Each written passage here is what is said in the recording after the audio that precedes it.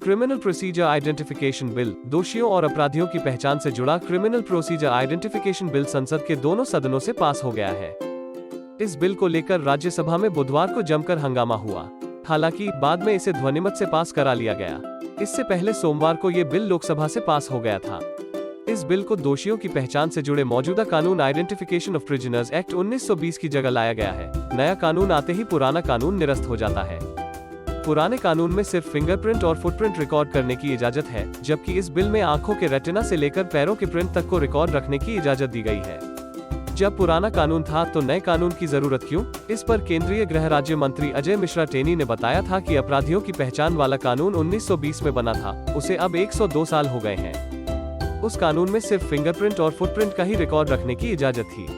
उन्होंने बताया था कि समय के साथ न सिर्फ तकनीकी और वैज्ञानिक बदलाव हो रहे हैं, बल्कि अपराध भी बढ़ रहे हैं, इसलिए नया बिल लाया गया है।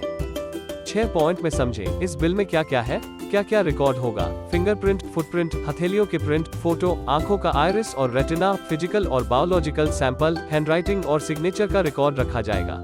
किस किस का रिकॉर्ड रखा जाएगा? किसी क्रिमिनल केस में दोषी साबित हुए अपराधी और क्रिमिनल केस में गिरफ्तार आरोपी को अपना रिकॉर्ड देना होगा।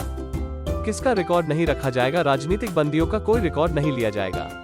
अगर किसी मामले में 7 साल से कम सजा है और महिला या बच्चों से जुड़ा अपराध नहीं है, तो अपराधी को बायोलॉजिकल सैंपल देने के लिए मजबूर नहीं किया जा सकता, बाकी सैंपल लिए जाएंगे।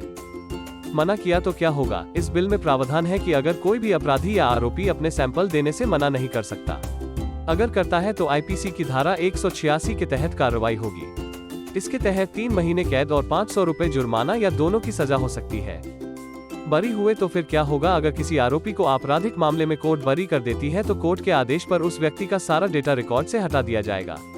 लेकिन व्यक्ति पर एक से ज्यादा मामले हैं और एक ही मामले में बरी हुआ है तो रिकॉर्ड रहेगा। कौन रखेगा ये सारा रिकॉर्ड? केंद्र सरकार की agency national crime record bureau (NCRB) इसका रिकॉर्ड रखेगी। ये रिकॉर्ड 75 साल के लिए स्टोर किया जाएगा। NCRB के पास ही इस डेटा को स्टोर रखने और डिलीट करने का अधिकार होगा। इसके कानून बनने से फायदे। सरकार का तर्क है कि इस कानून से कन्विक्शन रेट बढ़ने की उम्मीद है। गृह मंत्री अमित शाह ने बुधवार को राज्यसभा में कहा कि आज भी हत्या के मामले में 100 में से 66 और डकैती के मामलों में 100 में 70 आरोपी बरी हो जाते हैं। उनका कहना है कि इस कानून को लाने का मकसद यही है कि पुलिस और कानूनी एजेंसियों को अपराधियों से 2 कदम आगे रखा जाए।